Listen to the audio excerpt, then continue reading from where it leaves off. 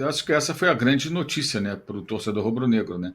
Não teve modo banana, não teve preguiça, não teve nada disso nesses jogos em que o Flamengo se apresentou com um time cheio de reservas. No caso desse jogo especificamente, né, o Flamengo jogou praticamente só com reservas, né?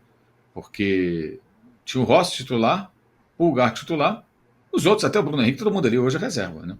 Nenhum deles é titular. E como o chileno sai no intervalo do jogo, né, para a entrada do Everton Araújo, o Flamengo ficou com só o goleiro titular. O time todo era reserva, todo mundo ali que estava em campo. Varela, Ayrton Lucas, o Davi Luiz, o Fabrício Bruno, o Everton Cardoso, o Bruno Henrique, o Plata, que não vai jogar domingo, se pode tratar também como um reserva. Todo mundo ali reserva. E o time competiu, jogou bem, teve um gol anulado, muita discussão e tal, mas enfim, foi algo positivo. E o único problema é o oba-oba de sempre, né? Já começa a gente a falar que o Felipe Luiz vai treinar na seleção brasileira e tal. Eu acho que isso é uma sacanagem com o próprio Felipe Luiz, né? Calma, deixa o rapaz fazer o trabalho dele, né? Acertar e errar, como vai acontecer. Já errou contra o Fluminense, mas acertou mais do que errou. Enfim. E aí tem alguns aspectos que me chamam a atenção, que é, por exemplo, eu já até conversei isso com o André, fora do ar. O que vai acontecer se o Flamengo for campeão domingo? Vai largar o resto da temporada? Tem mais 6 jogos. A colocação no campeonato representa uma premiação maior. O Flamengo precisa de dinheiro, né? O Flamengo tem uma dívida que aumentou, não é nada alarmante, mas aumentou a sua dívida. O Flamengo não vendeu jogadores esse ano. O Flamengo vai ter menos dinheiro de televisão no ano que vem, tudo indica. Então, como é que vai ser? Vai largar o campeonato? Ah, mas o Felipe Luiz não vai deixar. Mas ele era jogador e participava do elenco que abandonava tudo. Ele também teve os 42 dias de férias. Ou ele se rebelou contra que não, vamos todos aqui voltar mais cedo, liderança do elenco. Ele também participou, como o Dorival participou. Não foram só os cartolas, como sempre, né? Protagonizando essa permissividade. Os jogadores também, ele era um deles. Vai mudar a postura, que quando o jogador, ele concordou com os 42 dias. Ele curtiu também os 42. Nunca ouvi reclamar. Não, isso é um exagero, temos competições importantes se aproximando. Ele também usufruiu daquilo. Não é isso? Eu estou errado? Né? Então, vamos ver como é que vai ser. E ele também estava em campo em vários jogos com o Flamengo. Se entregava ali, não se interessava.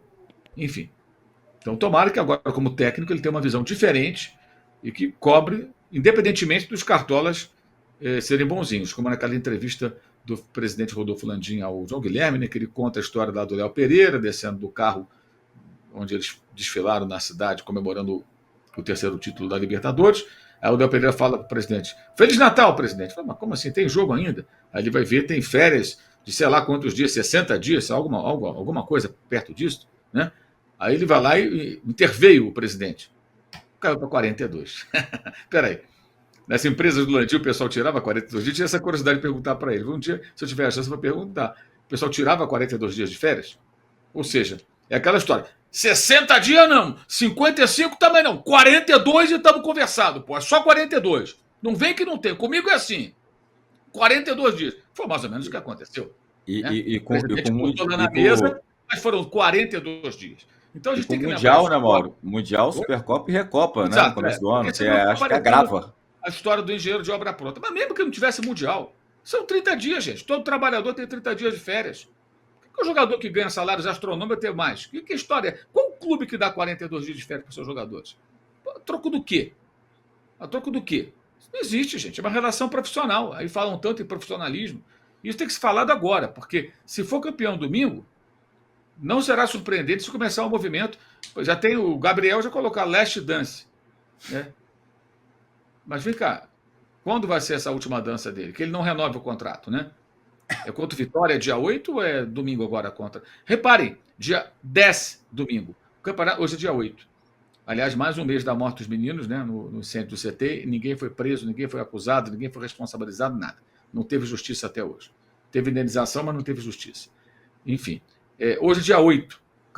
O campeonato termina exatamente daqui ao mês. Então, domingo é dia 10, exatas 4 semanas depois termina a temporada. Gente, tem um mês de trabalho ainda. Um mês. 4 semanas inteiras. 6 jogos. O Flamengo pode terminar o campeonato, de repente, vice-campeão. É importante, uma premiação melhor, uma reação no final. Entra do ano que vem com mais moral, se conseguir pontuar bem nessa reta final. E nem estou falando dos devaneios, que hoje é devaneio. Lá na frente pode virar o milagre de 2009 de novo, mas hoje é um devaneio falar em título. Mas a obrigação deles é remar até o final. Remar até o final. Vai que, né? Nós aqui podemos dizer, a chance do Flamengo ser campeão brasileiro, ela é desprezível hoje. Mas o jogador não pode pensar assim. Ele tem que acreditar sempre até o final. Até porque foram eles, junto com a antiga comissão técnica, com a cartoalagem do Flamengo, que colocaram o time nessa situação de coadjuvante da Série A. Quando deram o grande sinal, Flamengo, São Paulo e Flamengo, sábado à noite no Morumbi, time cheio de reservas, o time era líder com uma rodada a menos, um jogo a mais a disputar.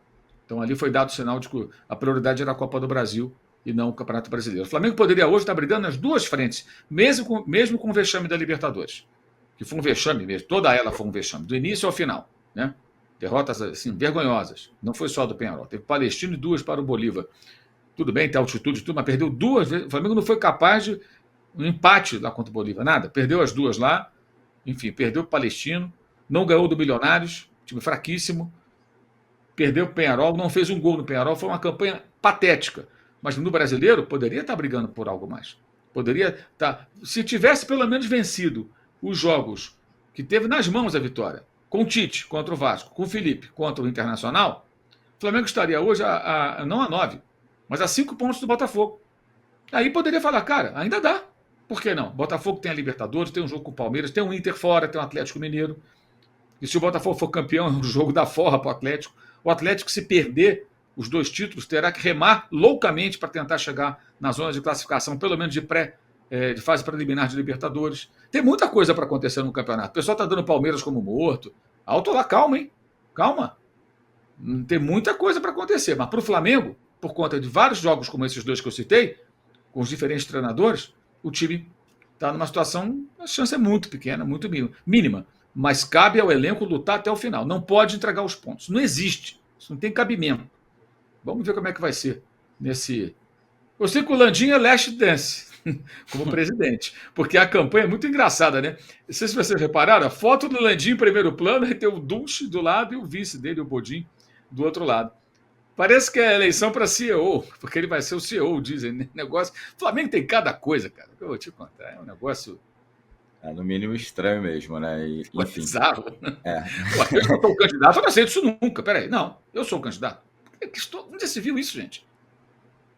Vou dar um exemplo. É como se o partido do Bolsonaro lançasse um candidato a presidente, o partido do Lula lançasse um candidato a presidente, tá?